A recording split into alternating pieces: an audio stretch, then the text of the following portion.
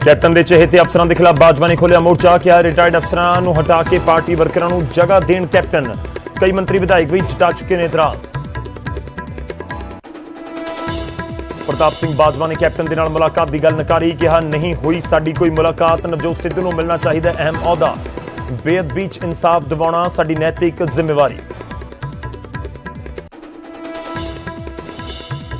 Punjab cabinet ने सफाई मुलाजमां नूं पक्के करन ते लगाई मोहर। सिविल सपोर्ट स्टाफ दीआं असामियां कड्ढण नूं भी दित्ती मंजूरी।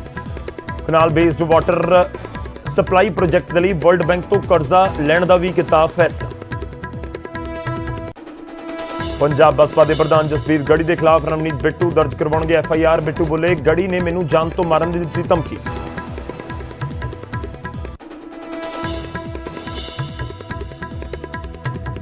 ऐसी स्कॉलरशिप मामले नूं लैके हमलावर आम आदमी पार्टी लुधियाना के धरने दे विच पहुंचे राघव चड्ढा।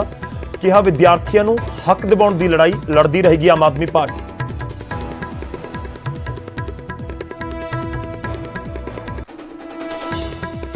हरियाणा के मुख्यमंत्री ने केंद्रीय जल शक्ति मंत्री गजेंद्र शेखावत के नाल कीती मुलाकात। SVL के मुद्दे नूं लैके हुई चर्चा। कहा जल्द होवेगी बैठक।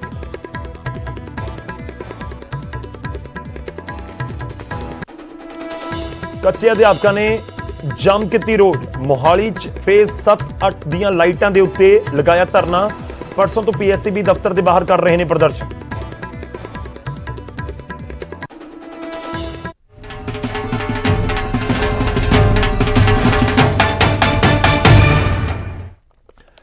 सत श्री अकाल, स्वागत है। गौरव शुक्ला मैं हूं तुहाडे नाल। बुलेटिन दा आगाज एक वड्डी खबर दे नाल। कच्चे अध्यापक जो पक्का करन दी मंग नूं लैके मोहाली दे विच प्रदर्शन कर रहे हैं। प्रदर्शन होर तिखा उन्हां दे वल्लों हुण कीता गया है। मोहाली दे विच अध्यापकां ने रोड जाम कर दित्ती है। फेज 7 दीआं लाइटां दे उत्ते जाम लगा दित्ता है। परसों तो मोर्चा लगा के बैठे हुए ने अध्यापक। सिक्ख्या बोर्ड की बिल्डिंग का घेराव किया गया। कच्चे अध्यापकां नूं पक्के करन दी मंग उन्हां दे वल्लों कीती जा रही है। हालांकि सिक्ख्या सकत्तर सिक्ख्या मंत्री दे नाल मुलाकात हुई है पंजाब भवन दे विच, जिहड़ी कल मुलाकात हुई सी, पर उस दे विच सिर्फ NTT का एग्जाम जिहड़ा 27 तरीक नूं होना सी उसको मुलतवी करन दे उत्ते ही सहमति बनी। पर इस सब के बावजूद धरना प्रदर्शन कच्चे मुलाजमां दा जारी है, कच्चे अध्यापकों का जारी है। ते इस विचाले जो जानकारी है 7 फेज दीआं लाइटां दे उत्ते मोहाली दे विच जाम लगा दिता है। 7 फेज दीआं लाइटां बहुत अहम जिहड़ा रोड है मोहाली दा, मोहाली नूं बाकी हिस्सिਆਂ ਦੇ ਨਾਲ जोड़दा है। या कहिए कि जिहड़े पंजाब के ਵੱਖ-ਵੱਖ ਥਾਵਾਂ ਤੋਂ चाहे वो लुधियाना सरहंदे वाले पासे तो आ रहे हैं या फिर पटियाला बरूड़ वाले पासे तो लोग आ रहे हैं, वो उस लाइटां के जरिए ही मोहाली दे विच एंटर करते हैं। YPS चौंक उस लाइटां तो अगला जिहड़ा वड्डा चौंक है तो उत्थे पूरा जाम लगा दिता गया है। सीधा रुख करदे मोहाली तो साडे सहयोगी साडे नाल जुड़ रहे हैं Rohit Bansal. Rohit, over to you.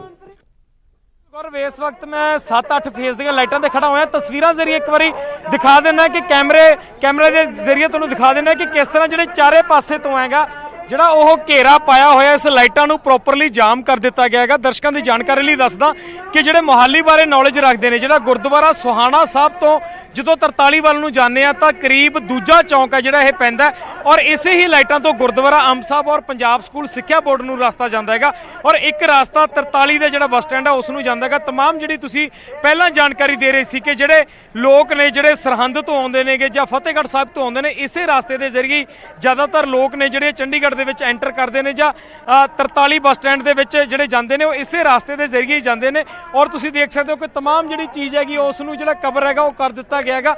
ਸੋ ਤੁਸੀਂ ਦੇਖ ਸਕਦੇ ਹੋ ਕਿ 7 ਫੇਜ਼ ਦੇ ਵੱਲੋਂ 8 ਫੇਜ਼ ਦੇ ਵੱਲੋਂ ਔਰ ਜਿਹੜਾ 43 ਵੱਲ ਨੂੰ ਰਸਤਾ ਜਾਂਦਾ तमाम ਜਿਹੜੇ ਰਸਤੇ ਨੇ ਉਹਨਾਂ ਰਸਤਿਆਂ ਨੂੰ ਬਲੌਕ ਹੈ ਜਿਹੜਾ ਇਹਨਾਂ ਵੱਲੋਂ ਕਰ ਦਿੱਤਾ ਗਿਆ ਔਰ ਯੂਨੀਅਨ ਦੇ ਕੁਝ ਨੁਮਾਇੰਦੇ ਇੱਥੇ ਜੁੜੇ ਹੋਏ ਨੇ, ਉਹਨਾਂ ਨਾਲ ਗੱਲਬਾਤ ਕਰਾਂਗੇ ਕਿ ਅੱਜ ਦਾ ਜਿਹੜਾ ਧਰਨਾ ਇਹ ਦਿੱਤਾ ਜਾ ਰਿਹਾ ਜੀ ਕਿਹੜੀਆਂ ਮੰਗਾਂ ਨੂੰ ਜਿਨ੍ਹਾਂ ਨੂੰ ਲੈ ਕੇ ਧਰਨਾ ਅੱਜ ਦਾ ਰੱਖਿਆ ਗਿਆ ਹੈਗਾ। ਸਾਫ਼ ਤੌਰ ਤੇ ਜੇਕਰ ਗੱਲ ਕਰਾਂ ਜੀ ਕਿਹੜੀਆਂ ਮੰਗਾਂ ਅੱਜ ਦਾ ਧਰਨਾ ਇਸ ਵਕਤ ਕੀਤਾ ਜਾ ਰਿਹਾ ਹੈ। ਸਾਂਝਾ ਅਧਿਆਪਕ ਮੋਰਚਾ ਪੰਜਾਬ ਵੱਲੋਂ ਪਿਛਲੇ ਲੰਬੇ ਮੰਗਾਂ ਨੂੰ ਲੈ ਕੇ ਲਗਾਤਾਰ ਰੋਸ ਮੁਜ਼ਾਹਰੇ ਜ਼ਿਲ੍ਹਾ ਪੱਧਰ ਤੇ ਆਰਥਿਕ ਮੁਜ਼ਾਹਰੇ ਕੀਤੇ ਗਏ। ਸਿੱਖਿਆ ਸਕੱਤਰ ਨੂੰ ਇੱਕ ਮੈਮੋਰੈਂਡਮ ਦਿੱਤਾ ਗਿਆ, ਸਿੱਖਿਆ ਮੰਤਰੀ ਨੂੰ ਮੈਮੋਰੈਂਡਮ ਦਿੱਤਾ ਗਿਆ, ਬਾਰ-ਬਾਰ ਮੀਟਿੰਗਾਂ ਦੇ ਕੇ ਸਿੱਖਿਆ ਮੰਤਰੀ ਦੁਆਰਾ ਵੀ ਤੇ ਸਿੱਖਿਆ ਸਕੱਤਰ ਵੀ ਗੱਲਬਾਤ ਤੋਂ ਲਗਾਤਾਰ ਭੱਜ ਰਹੇ ਨੇ। ਸਾਂਝੇ ਮੋਰਚੇ ਦੇ ਜਿਹੜੇ ਮੁੱਖ ਮੰਗਾਂ ਨੇ, ਜਿਹੜੇ ਲੰਮੇ ਸਮੇਂ ਤੋਂ ਕੱਚੇ ਅਧਿਆਪਕ ਕੰਮ ਕਰਦੇ ਨੇ ਸਕੂਲਾਂ ਦੇ ਵਿੱਚ, ਉਹਨੂੰ ਰੈਗੂਲਰ ਕੀਤਾ ਜਾਵੇ। ਆਨਲਾਈਨ ਜਿਹੜੇ ਸਿੱਖਿਆ ਇੱਕ ਡਰਾਮਾ ਜਾਲੀ ਆંકੜੇ ਅਧਿਆਪਕਾਂ ਤੋਂ ਲਏ ਜਾ ਰਹੇ ਨੇ, ਜਾਲੀ ਆંકੜਿਆਂ ਦੇ ਆਧਾਰ ਤੇ ਜਿਹੜੇ ਸਕੂਲ ਪਹਿਲੇ ਨੰਬਰ ਤੇ ਕੱਢਣ ਦੀ ਗੱਲ ਕੀਤੀ ਜਾ ਰਹੀ ਆ। ਅਧਿਆਪਕਾਂ ਨੂੰ ਸਾਰਾ ਪਤਾ। ਮਤਲਬ ਤੁਹਾਡੇ ਕਹਿਣ ਦਾ ਮਤਲਬ ਹੈ ਕਿ ਪੰਜਾਬ ਦੇ ਸਕੂਲ ਪਹਿਲੇ ਨੰਬਰ ਤੇ ਨਹੀਂ, ਜਾਲੀ ਅੰਕੜੇ ਆ ਇਹ? ਬਿਲਕੁਲ ਸਿੱਖਿਆ ਦੇ ਵਿੱਚ ਪੰਜਾਬ ਦਾ 27ਵਾਂ ਨੰਬਰ ਆ। ਡਰਾਮੇਬਾਜ਼ੀ ਦੇ ਦੇਖਾ ਦਿਖਾਈ ਦੇ ਵਿੱਚ ਜਿਹੜੀ ਲੀਪਾ ਪੋਚੀ ਕੀਤੀ ਗਈ ਆ ਉਹਦੇ 'ਚ ਪਹਿਲਾ ਨੰਬਰ ਆਇਆ। ਪਰ ਲਿਸਟ ਤਾਂ ਕੇਂਦਰ ਸਰਕਾਰ ਨੇ ਜਾਰੀ ਕੀਤੀ ਹੈ ਜੀ। ਕੇਂਦਰ ਸਰਕਾਰ ਨੇ ਜਿਹੜੀ ਜਾਰੀ ਕਰਦੀ ਹੈ ਲਿਸਟ, ਉਹ ਜਿਹੜੇ ਅੰਕੜੇ ਪੰਜਾਬ ਸਰਕਾਰ ਦੁਆਰਾ ਜਾਂ ਸਿੱਖਿਆ ਸਕੱਤਰ ਦੁਆਰਾ ਭੇਜੇ ਜਾਂਦੇ ਆ ਉਹਦੇ ਆਧਾਰ ਤੇ ਕਰਦੀ ਆ। ਜਿਹੜੇ ਸਿੱਖਿਆ ਸਕੱਤਰ ਨੇ ਜਿਹੜੇ ਜਾਲੀ ਅੰਕੜੇ ਭੇਜਿਆ ਉਹਦੇ ਆਧਾਰ ਤੇ ਪਹਿਲੇ ਨੰਬਰ ਤੇ ਕੱਢਿਆ। ਕੁਆਲਿਟੀ ਐਜੂਕੇਸ਼ਨ ਦੀ ਗੱਲ ਕਰੀਏ ਤਾਂ 27ਵਾਂ ਨੰਬਰ ਆ ਰਿਹਾ ਪੰਜਾਬ ਦਾ। ਬਿਲਕੁਲ 27ਵਾਂ ਨੰਬਰ ਆ। ਅਸੀਂ ਬਿਹਾਰ ਤੋਂ ਯੂਪੀ ਤੋਂ ਜਿਹੜੇ ਬੈਕਵਰਡ ਜਿਹਨੂੰ ਸਟੇਟ ਕਹਿੰਦੇ ਉਹਨਾਂ ਤੋਂ ਪਿੱਛੇ ਅਸੀਂ। ਇਸ ਕਰਕੇ ਜੇ ਸਿੱਖਿਆ ਸੁਧਾਰ ਕਰਨਾ, ਖਾਲੀ ਸਾਮੀਆਂ ਭਰੀਆਂ ਜਾਣ ਲਗਾਤਾਰ, ਤੇ ਸਿੱਖਿਆ ਨੂੰ ਜਿਹੜੇ ਬੱਚਿਆਂ ਦੇ ਲਈ ਜਿਹੜੇ ਜ਼ਰੂਰੀ ਫੰਡ ਨੇ ਉਹ ਜਾਰੀ ਕੀਤੇ ਜਾਣ, ਸਕੂਲਾਂ ਦੇ ਇਨਫਰਾਸਟ੍ਰਕਚਰ ਦੇ ਵਿੱਚ ਲਗਾਤਾਰ ਸੁਧਾਰ ਕੀਤਾ ਜਾਵੇ। ਜਿਨ੍ਹਾਂ 'ਚ ਪੂਰੀਆਂ ਸਾਮੀਆਂ ਨਹੀਂ ਭਰੀਆਂ ਜਾਂਦੀਆਂ ਤੇ ਅਧਿਆਪਕ ਤੋਂ ਗੈਰ ਵਿਦਿਅਕ ਕੰਮ ਲੈਣਾ। 27ਵੇਂ ਨੰਬਰ ਤੇ ਪੰਜਾਬ ਦਾ ਉਹਨਾਂ ਅਧਿਆਪਕਾਂ ਦੀ ਕਮੀ ਮੰਨਦੇ ਹੋ ਜਾਂ ਇਨਫਰਾਸਟ੍ਰਕਚਰ ਦੀ ਕਮੀ ਮੰਨਦੇ ਹੋ? ਹਰਦੀਪ ਟੋਡਰਪੁਰ ਲਗਾਤਾਰ ਹਰਦੀਪ ਸਰਕਾਰ ਦਾ ਵਿਰੋਧ ਜ਼ਰੂਰ ਕਰਦੇ ਹੋ, ਪਰ ਅੱਜ ਸਵਾਲ ਟੀਚਰਾਂ ਤੇ ਹੈ। 27ਵੇਂ ਨੰਬਰ ਦੀ ਕੁਆਲਿਟੀ ਐਜੂਕੇਸ਼ਨ ਹੈ, ਕੀ ਲੱਗਦਾ ਟੀਚਰ ਨਲਾਇਕ ਕਹਿ ਦੇਣਾ, ਮੈਂ ਮਾਫੀ ਮੰਗੂ ਜੇ ਸ਼ਬਦ ਦਾ ਗੁੱਸਾ ਲੱਗਿਆ, ਕੀ ਕਾਰਨ ਲੱਗਦਾ ਕਿ ਜਿਹੜਾ 27ਵੇਂ ਨੰਬਰ ਤੇ ਹੈ? ਦੇਖੋ ਜੀ, ਸਿੱਖਿਆ ਜਿਹੜਾ ਹੈਗਾ ਸੀ ਕਿ ਸਿੱਖਣ ਸਿਖਾਉਣ ਦਾ ਅਮਲ ਹੈਗਾ, ਬੱਚੇ ਦਾ ਕੀ ਪੱਧਰ ਆ ਉਸ ਨੂੰ ਲੈ ਕੇ ਟੀਚਰ ਆਪਣੇ ਢੰਗ ਨਾਲ ਪੜ੍ਹਾਉਂਦਾ ਸੀ।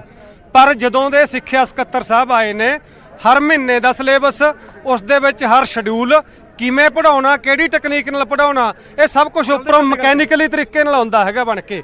ਜੋ ਅਧਿਆਪਕ ਨੂੰ ਇੱਕ ਮਸ਼ੀਨ ਦੀ ਤਰ੍ਹਾਂ ਕੰਮ ਲਾਇਆ ਗਿਆ, ਜਿਵੇਂ ਅਧਿਆਪਕ ਪੜਾਉਣਾ ਚਾਹੁੰਦਾ ਉਸ ਤਰ੍ਹਾਂ ਪੜ੍ਹਾਉਣ ਨਹੀਂ ਦਿੱਤਾ ਜਾਂਦਾ ਹੈਗਾ। ਇਸ ਕਰਕੇ ਜਿਹੜਾ ਇਹ ਢੰਗ ਤਰੀਕਾ ਹੈਗਾ, ਕੁਆਲਿਟੀ ਐਜੂਕੇਸ਼ਨ ਜੇ ਸਰਕਾਰ ਨੇ ਲੈਣੀ ਆ ਤਾਂ ਜਿਹੜਾ 13,000 ਟੀਚਰਾਂ ਦੀ ਨੁਮਾਇੰਦਗੀ ਕਰਦੇ ਵਲੰਟੀਅਰ ਬੈਠੇ ਨੇ, 6,000 ਰੁਪਏ ਤਨਖਾਹ ਦੇ ਰਹੇ ਨੇ, ਉਹਨਾਂ ਨੂੰ ਰੈਗੂਲਰ ਕਰਨਾ। ਜੇ ਕੁਆਲਿਟੀ ਐਜੂਕੇਸ਼ਨ ਲੈਣੀ ਆ ਤਾਂ ਕੰਪਿਊਟਰ ਅਧਿਆਪਕ ਜਿਹੜੇ ਸੁਸਾਇਟੀਆਂ ਦੇ ਵਿੱਚ ਰੈਗੂਲਰ ਕੀਤੇ ਨੇ, ਕਰੋਨਾ ਦੇ ਵਿੱਚ ਵੀ ਬਹੁਤ ਸਾਰੇ ਅਧਿਆਪਕਾਂ ਦੀ ਮੌਤ ਹੋ ਗਈ, ਉਹਨਾਂ ਦੇ ਪਰਿਵਾਰ ਨੂੰ ਕੋਈ ਮੁਆਵਜ਼ਾ ਨਹੀਂ ਮਿਲਿਆ, ਉਹਨਾਂ ਨੂੰ ਰੈਗੂਲਰ ਕਰਨਾ।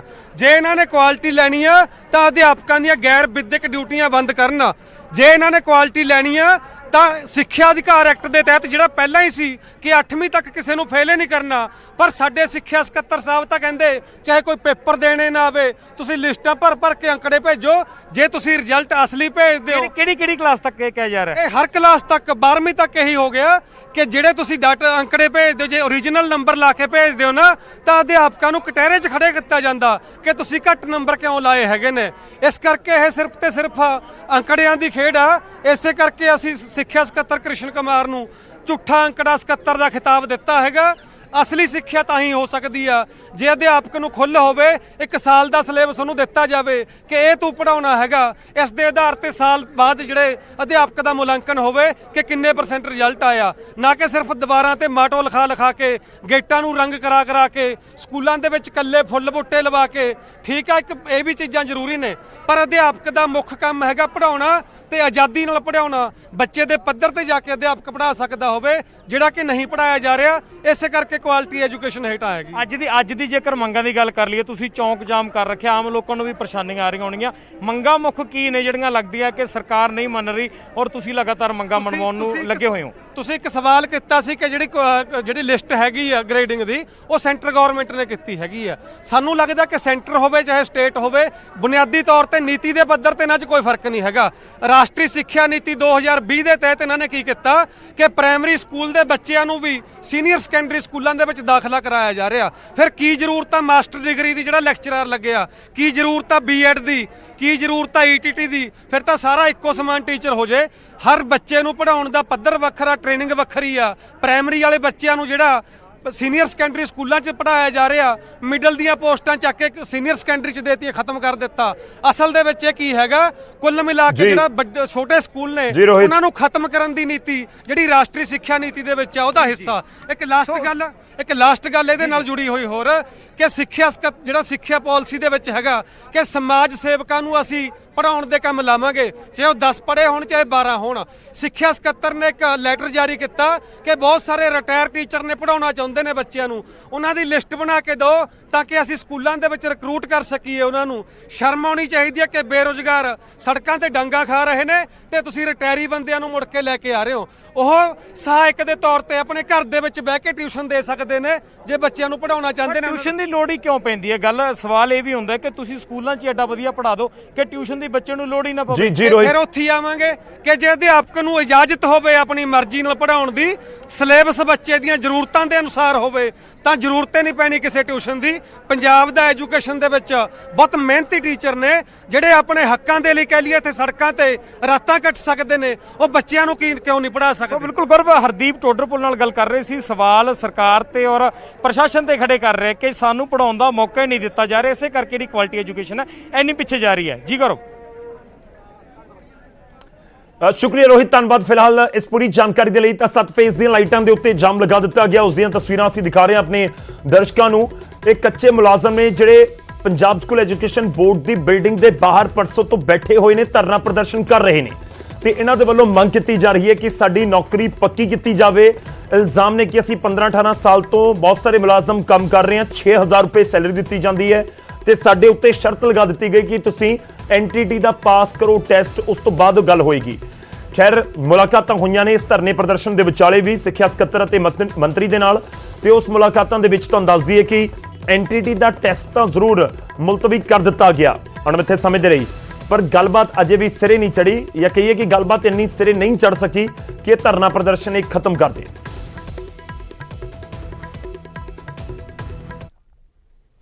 ਹੁਣ ਅੱਗੇ ਵਧਦੇ ਹਾਂ, ਅਗਲੀ ਖਬਰ ਦਾ ਰੁਖ ਕਰਦੇ ਹਾਂ। ਪੰਜਾਬ ਕੈਬਨਿਟ ਦੀ ਮੀਟਿੰਗ, ਜਿਹਾਂ ਸਫਾਈ ਮੁਲਾਜ਼ਮਾਂ ਨੂੰ ਪੱਕੇ ਕਰਨ ਦੇ ਉੱਤੇ ਮੋਹਰ ਲਗਾ ਦਿੱਤੀ ਗਈ ਹੈ। BOI ਦੇ ਵਿੱਚ ਨਵੀਆਂ ਅਸਾਮੀਆਂ ਦੇ ਲਈ ਵੀ ਮਨਜ਼ੂਰੀ ਹੈ ਬਿਊਰੋ ਆਫ ਇਨਵੈਸਟੀਗੇਸ਼ਨ ਦੇ ਵਿੱਚ। ਤੇ ਇਹ ਵੀ ਤੁਹਾਨੂੰ ਦੱਸ ਦਈਏ ਕਿ ਵਰਲਡ ਬੈਂਕ ਜਾਂ ਫਿਰ AAIB ਤੋਂ ਕਰਜ਼ ਚੁੱਕਣ ਦਾ ਵੀ ਫੈਸਲਾ ਲਿਆ ਗਿਆ ਹੈ। ਕਨਾਲ ਬੇ ਸਬ ਵਾਟਰ ਸਪਲਾਈ ਪ੍ਰੋਜੈਕਟ ਦੇ ਲਈ ਕਰਜ਼ ਹੋਰ ਚੁੱਕੇਗੀ ਪੰਜਾਬ ਸਰਕਾਰ। ਪੰਜਾਬ ਕੈਬਨਿਟ ਦੀ ਮੀਟਿੰਗ ਦੇ ਵਿੱਚ ਇਹ ਫੈਸਲਾ ਹੋਇਆ ਹੈ। ਸਮਝਾਉਂਦੇ ਹਾਂ ਸੌਖੇ ਸ਼ਬਦਾਂ ਦੇ ਵਿੱਚ ਕਿ ਕਰਜ਼ਾ ਕਿਉਂ ਚੁੱਕਣ ਦਾ ਜ਼ਿਕਰ ਹੋ ਰਿਹਾ ਹੈ। ਦਰਅਸਲ ਇੱਕ $300 ਮਿਲੀਅਨ ਦੀ ਇੱਕ ਪੂਰੀ ਰਾਸ਼ੀ ਦੇ ਨਾਲ ਇੱਕ ਪ੍ਰੋਜੈਕਟ ਦਾ ਜ਼ਿਕਰ ਹੋ ਰਿਹਾ ਹੈ, ਜਿਸ ਦੇ ਵਿੱਚ ਲੁਧਿਆਣਾ ਤੇ ਅੰਮ੍ਰਿਤਸਰ ਨੂੰ ਜਿਹੜਾ ਪੀਣ ਵਾਲਾ ਪਾਣੀ ਹੈ, ਜਿਹੜਾ ਪਾਣੀ ਮੁਹੱਈਆ ਕਰਵਾਇਆ ਜਾਂਦਾ ਹੈ, ਉਹ ਨਹਿਰੀ ਪਾਣੀ ਹੋਏਗਾ।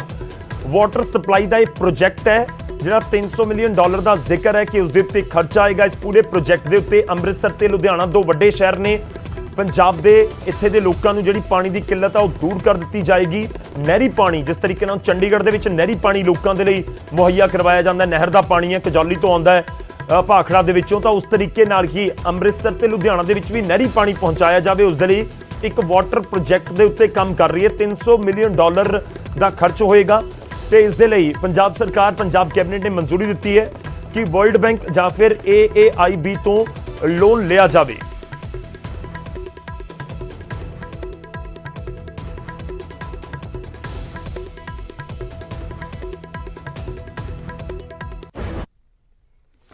ਹੁਣ ਅੱਗੇ ਵਧਦੇ ਹਾਂ ਤੇ ਗੱਲ ਹੋਵੇਗੀ ਪ੍ਰਤਾਪ ਬਾਜਵਾ ਦੀ। ਕਾਂਗਰਸ ਦੇ ਅੰਦਰ ਮਚੀ ਤਰਥੱਲੀ ਦੇ ਵਿਚਾਲੇ ਪ੍ਰਤਾਪ ਬਾਜਵਾ ਨੇ ਨਵਜੋਤ ਸਿੰਘ ਸਿੱਧੂ ਦੀ ਵਕਾਲਤ ਕੀਤੀ। ਵਕਾਲਤ ਕਰਦੇ ਨਜ਼ਰ ਆਏ ਨੇ। ਉਹਨਾਂ ਨੇ ਕਿਹਾ ਕਿ ਨਵਜੋਤ ਸਿੰਘ ਸਿੱਧੂ ਨੂੰ ਵੱਡਾ ਰੋਲ ਮਿਲਣਾ ਚਾਹੀਦਾ ਹੈ, ਕੈਪਟਨ ਦੇ ਨਾਲ ਮੇਰੀ ਕੋਈ ਦੁਸ਼ਮਣੀ ਨਹੀਂ ਹੈ। ਬਾਜਵਾ ਇਹ ਵੀ ਕਹਿੰਦੇ ਨਜ਼ਰ ਆਏ, ਹਾਲਾਂਕਿ ਚਰਚਾਵਾਂ ਸਨ ਕਿ ਕੈਪਟਨ ਤੇ ਬਾਜਵਾ ਦੀ ਮੁਲਾਕਾਤ ਹੋਈ ਹੈ ਤੇ ਇਸ ਦੇ ਉੱਤੇ ਬਾਜਵਾ ਨੇ ਸਾਫ਼ ਕਰ ਦਿੱਤਾ ਕਿ ਕੈਪਟਨ ਦੇ ਨਾਲ ਮੇਰੀ ਕੋਈ ਮੁਲਾਕਾਤ ਨਹੀਂ ਹੋਈ।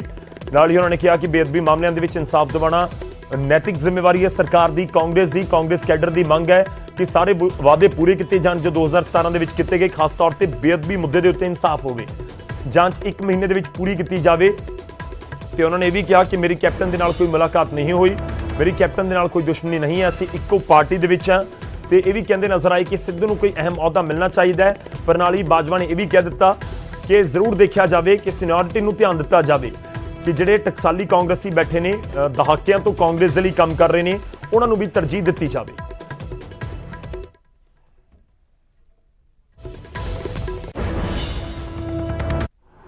ਕੈਪਟਨ ਅਮਰਿੰਦਰ ਸਿੰਘ ਜੀ ਦੀ ਤੇ ਮੇਰੀ ਮੀਟਿੰਗ ਦੱਸੀ ਗਈ ਹੈ ਕਿ ਮੇਰੇ ਉਹ ਘਰ ਆਏ ਨੇ। ਇਹ ਮੈਂ ਇਸ ਨੂੰ ਡਿਨਾਈ ਕਰਨਾ, there has been no meeting ਹੈ ਜੀ। ਨੰਬਰ 2, ਇਹ ਸਾਡੀ ਪਾਰਟੀ ਦੇ ਮੁੱਖ ਮੰਤਰੀ ਨੇ, ਕਿਸੇ ਟਾਈਮ ਉਹ ਆਣਾ ਚਾਹਣ, ਹੀ ਵੁੱਡ ਬੀ ਮੋਸਟ ਵੈਲਕਮ। ਇਹ ਉਹਨਾਂ ਦਾ ਆਪਣਾ ਘਰ ਹੈ, ਅਸੀਂ ਇੱਕੋ ਪਾਰਟੀ ਦੇ ਵਿੱਚ ਹਾਂ।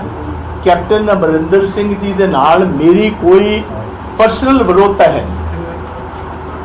ਸਾਡੀ ਜਿਹੜੀ 4.5 ਸਾਲ ਅਜੇ ਤੱਕ ਵਿਰੋਧਤਾ ਚੱਲੀ, ਉਹ ਡਿਫਰੈਂਸ ਆਫ ਓਪੀਨੀਅਨ ਹੈ।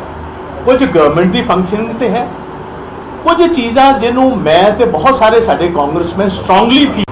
ਸਾਰਿਆਂ ਨਾਲੋਂ ਪਹਿਲਾਂ ਤਾਂ ਤੁਹਾਨੂੰ ਪਤਾ ਜਿਹੜਾ ਹੈ ਉਹ ਪਾਵਨ ਗੁਰੂ ਗ੍ਰੰਥ ਸਾਹਿਬ ਦੀ ਬੇਅਦਬੀ ਦੇ ਕੇਸਿਸ ਨੇ, ਤੇ ਸਬਸੀਕੁਐਂਟ ਕੇਸਿਸ ਜਿਹੜੇ ਫਾਇਰਿੰਗ ਦੇ ਹੋਏ ਨੇ ਉਹਦੇ ਵਿੱਚ ਜਿਹੜੇ ਲੋਕਾਂ ਨੇ ਫਾਇਰਿੰਗ ਕਰਵਾਈ ਹੈ, ਜਿਨ੍ਹਾਂ ਦੇ ਹੁਕਮਾਂ ਨਾਲ ਫਾਇਰਿੰਗ ਜਾਰੀ ਕੀਤੀ ਗਈ ਹੈ, ਸਮੁੱਚਾ ਪੰਜਾਬ ਚਾਹੁੰਦਾ ਹੈ, ਸਾਰਾ ਜਗਤ ਚਾਹੁੰਦਾ ਹੈ ਤੇ ਕਾਂਗਰਸ ਦੀ ਸਾਰੀ ਪਾਰਟੀ ਇਹ ਚਾਹਦੀ ਹੈ ਕਿ ਜਲਦੀ ਤੋਂ ਜਲਦੀ ਇਹਨਾਂ ਦੇ ਖਿਲਾਫ ਚਲਾਨ ਪੁਟਅਪ ਕੀਤੇ ਜਾਣ, ਏਜੀ ਦਾ ਆਫਿਸ ਇਹਨੂੰ ਵੈਟ ਕਰੇ ਤੇ ਇਹਨਾਂ ਤੇ ਕਾਰਵਾਈ ਜਿਹੜੀ ਹੈ ਸੈਸ਼ਨ ਜੱਜ ਫਰੀਦਕੋਟ 'ਚ ਇਮੀਡੀਏਟਲੀ ਸ਼ੁਰੂ ਹੋ।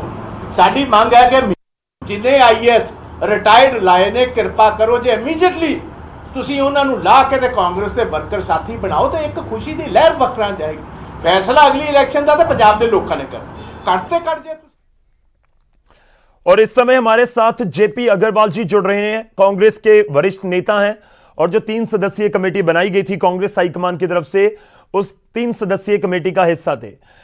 जेपी जी बहुत बहुत स्वागत है आपका न्यूज़ 18 के ऊपर। मैं शुरुआत इसी पॉइंट से करना चाह रहा हूं क्योंकि 20 जून का बहुत जिक्र हो रहा है। पहला सवाल यही कि 20 जून को क्या बड़ा होने वाला है कांग्रेस में, पंजाब के लिहाज से, पंजाब के एंगल से क्या बड़ा होने वाला है? 20 जून को कोई ऐसी बात तो है नहीं। मैं समझा नहीं आपका मतलब क्या होना है 20 जून को। देखिए 20 जून को ये चर्चाएं हैं कि हाईकमान की तरफ से पंजाब के बड़े नेताओं को दिल्ली बुलाया गया है। पहले तो आप यही क्लियर कर दीजिए कि बुलाया गया है या नहीं बुलाया गया, क्योंकि इसको लेकर भी अभी कहीं ना कहीं एक सस्पेंस वाली स्थिति तो बनी हुई है कि कैप्टन सिद्धू बाजवा जो बड़े नेता है पंजाब के कांग्रेस के, उनको दिल्ली बुलाया गया। तो मुझे इसकी कोई इन्फॉर्मेशन नहीं है कि बुलाया गया है। मेरे ख्याल से अभी तक कोई ऐसी तारीख तय नहीं है कि किसको बुलाया और कब बुलाया जाएगा। जी ठीक है, अब कोई तारीख है आने वाले दिनों में, क्या बुलाया जाएगा इन लीडर्स को, पंजाब के लीडर्स को, या हाईकमान की तरफ से कोई फैसला अगले दिनों में बताया जाएगा पंजाब के वर्कर्स को और लीडर्स को?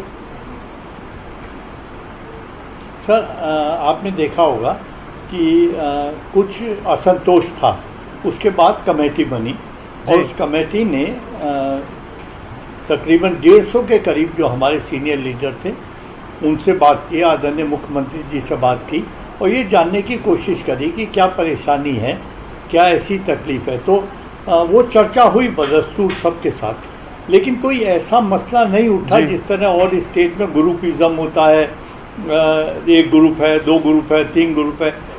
अब ये हो सकता है कि कोई इसलिए नाराज़ हो कि उसका काम नहीं हुआ, किसी को तवज्जो ना मिली हो या उसकी कॉन्स्टेंसी में काम ना हुए हो या कोई अफसरशाही से परेशान हो।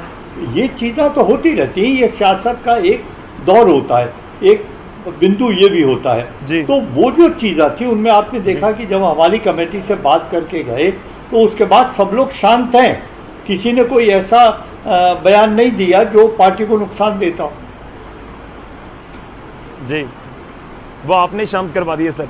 चलिए मेरा एक और सवाल है, जो आप कह रहे हैं नाराज़गी की, बहुत बड़ी नाराज़गी नहीं है सर, आपको लगा कि कॉमन नाराज़गी है पंजाब के विधायकों की? आपने सबसे बात की है, जो बड़े नेता उनसे बात की है कि किसी की कॉमन नाराज़गी किसी चीज़ को लेकर पार्टी के अंदर?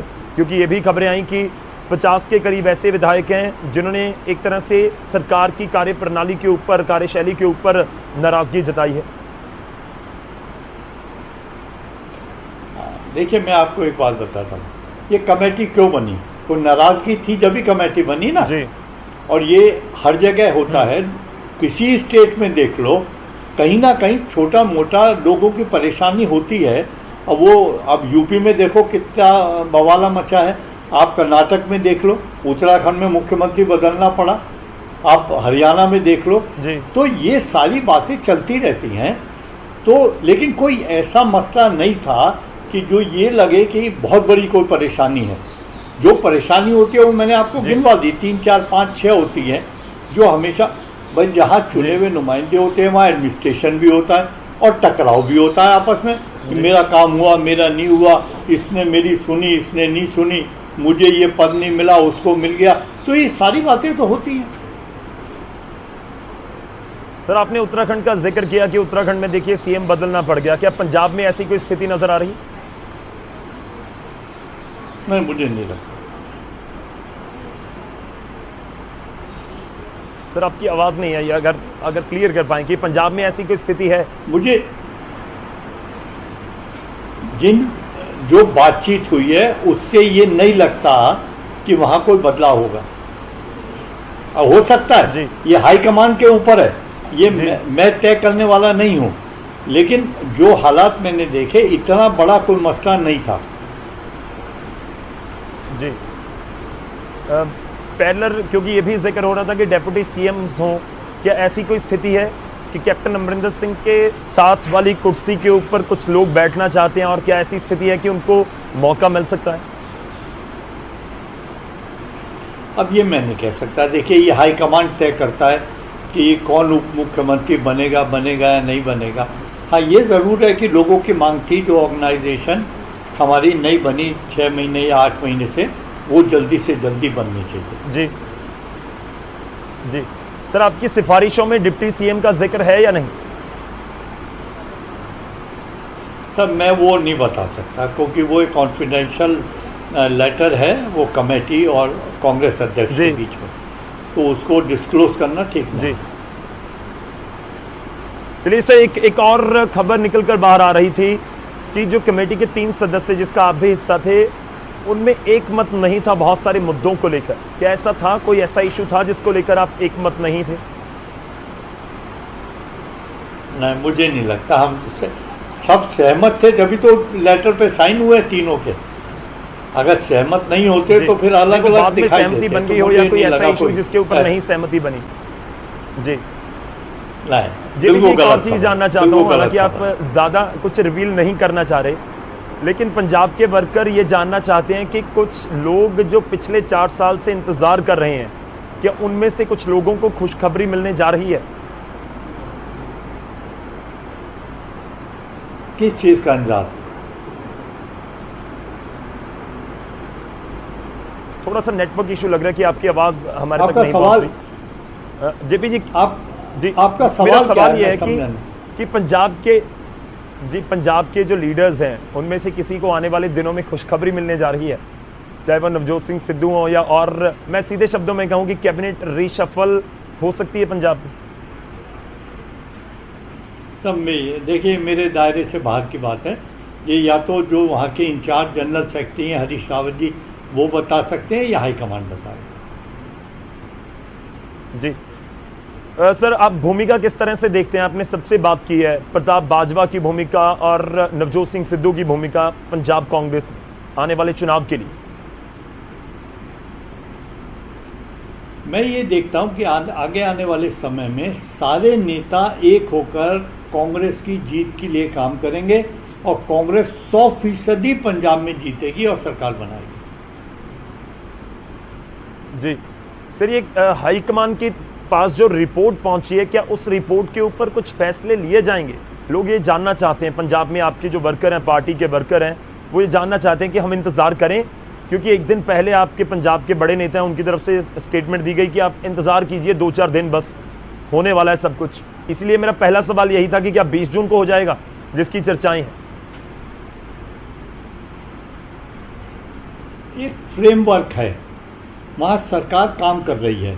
मैंने अभी आपको बताया कि जो जी। लोग आए हैं, अगर उनकी कोई परेशानियां हैं तो उनको दूर किया जाएगा। अब वही, क्योंकि हम चुनाव अब सिर्फ 6 महीने 7 महीने रह गए, तो वो जो कमियां हैं उसको प्लग करेंगे ना, उन कमियों को ख़त्म करेंगे और आगे चलेंगे। चुनाव लड़ना है, फिर एकजुट होंगे जी। अभी तो चुनाव लड़ेंगे। जी सर, मैं एक बार फिर से वही सवाल आपसे ज़रूर पूछूंगा कि पंजाब के वर्कर, क्योंकि अगर जेपी अग्रवाल बैठे हैं तो वो ज़रूर जानना चाहेंगे, कुछ ना कुछ तो ये बताएंगे आज हमें कि हाईकमान के फैसले से पहले कुछ ना कुछ बताकर जाएंगे। आपने नहीं बताया कुछ भी कि सिफारिशें क्या हैं, कमेटी ने क्या बोला है हाईकमान को, और कैबिनेट रीशफल होगी या नहीं होगी, और किसी को कोई नई जिम्मेवारी मिल सकती है या नहीं मिल सकती। सर, ये मेरे दायरे में नहीं है, मैं कैसे बता सकता हूँ? मैंने पहले बता दिया था, मैं कमेटी का मेंबर हूँ। उस कमेटी के दायरे में जो काम जी। मुझे सौंपा गया, और उसी के परिप्रेक्ष्य में सर, आप बताइए, पंजाब बस की संकेत दे स्थिति दीजिए। पे मैंने अपनी बात आपके सामने रखी। जी मैं आपके सर, आप सामने बताइए, बैठा हूँ, मत ये संकेत दे संकेत दीजिए कि हाँ ऐसा कुछ होने नहीं वाला है, नहीं बहुत होने वाला। क्या हम मजबूत है। समझे कि डिप्टी सीएम वाला सर- पद किसी को दिया जा सकता है? क्या अध्यक्ष पंजाब कांग्रेस का बदला जा सकता है? सर, मैं कैसे कह सकता हूँ ये बात? मैं ये कह सकता हूँ कि वहाँ ऑर्गेनाइजेशन दोबारा से बनने वाली है, वो बनेगी। और जो कमियां आपस जी। में मिसअंडरस्टैंडिंग है वो दूर होंगी और हम अच्छी तरह मिलकर चुनाव लड़ेंगे। कोई आपस में इतना बड़ा तफरका नहीं है जिससे कोई कांग्रेस को नुकसान हो। जी जी सर, मेरा एक आखिरी सवाल है। आपने कहा कि ऑर्गेनाइजेशन नहीं बननी चाहिए, तो ये समझा जाए कि टॉप टू बॉटम अध्यक्ष से लेकर नीचे तक बदलाव देखने को मिल सकते हैं? अध्यक्ष को बनाना नहीं बनाना ये कांग्रेस अध्यक्ष के हाथ में होता है कि वो किसको अध्यक्ष बनाना चाहते हैं, क्या आम सहमति है, क्या राय है। लेकिन क्योंकि ऑर्गेनाइजेशन खाली है इस समय, तो वो भरी जाएगी, जिले भरे जाएंगे, ब्लॉक अध्यक्ष बनेंगे, जो वर्किंग कमेटी है वो बनेगी, जनरल सेक्रेटरी बनेंगे, तो पूरा काम होगा। अभी तो और कमेटियाँ भी बननी है, मैनिफेस्टो कमेटी बनेगी, कैंपेन कमेटी बनेगी, और भी पब्लिसिटी कमेटी है, तो बहुत सारा काम बाकी है। जी सर, सिद्धू किसी बड़े रोल में नजर आ सकते हैं आने वाले दिनों में? सर, ये कांग्रेस अध्यक्ष के दायरे की बात है, वो क्या महसूस करती हैं और क्या फैसला लेती हैं। चलिए सर, शुक्रिया, बहुत बहुत धन्यवाद। आप पते नहीं खोल रहे हैं, आप मतलब जो पंजाब के कांग्रेस के वर्कर जानना चाहते हैं, आप चाहते हैं कि हाईकमान ही उनको बताए। चलिए, बहुत बहुत धन्यवाद सर हमारे साथ जुड़ने के लिए। तो जेपी अग्रवाल साडे नाल जुड़े हुए सन, हालांकि वो खुल के नहीं बोल रहे, पर ये जरूर कह रहे हैं कि ਜਿਹੜੇ ਜਥੇਬੰਦਕ ਢਾਂਚੇ ਦੇ ਵਿੱਚ ਬਦਲਾਅ ਇਸ ਸਮੇਂ ਕਾਂਗਰਸ ਦੇ ਵਿੱਚ ਆਉਣ ਵਾਲੇ ਦਿਨਾਂ 'ਚ ਹੋਏਗਾ। ਤੇ ਦੂਜਾ ਉਹਨਾਂ ਦੇ ਵੱਲੋਂ ਇਹ ਵੀ ਸਾਫ਼ ਕੀਤਾ ਗਿਆ ਕਿ ਸੀਐਮ ਬਦਲਣ ਵਾਲੀ ਸਥਿਤੀ ਤਾਂ ਪੰਜਾਬ 'ਚ ਨਹੀਂ। ਹਾਲਾਂਕਿ ਇਹ ਪਹਿਲਾਂ ਹੀ ਸਾਫ਼ ਹੋ ਗਿਆ ਸੀ ਕਿ ਮੁੱਖ ਮੰਤਰੀ ਸੀਐਮ ਜਿਹੜੇ ਅਹੁਦੇ ਉੱਤੇ ਨੇ ਕੈਪਟਨ ਅਮਰਿੰਦਰ ਸਿੰਘ, ਉਹ ਬਣੇ ਰਹਿਣਗੇ, ਪਰ ਡਿਪਟੀ ਸੀਐਮ ਬਣੇਗਾ ਨਹੀਂ ਬਣੇਗਾ, ਪ੍ਰਧਾਨ ਬਦਲੇਗਾ ਨਹੀਂ ਬਦਲੇਗਾ, ਇਸ ਨੂੰ ਲੈ ਕੇ ਉਹ ਖੁੱਲ ਕੇ ਜ਼ਿਆਦਾ ਕੁਝ ਬੋਲਦੇ ਨਜ਼ਰ ਨਹੀਂ ਆਏ ਨੇ।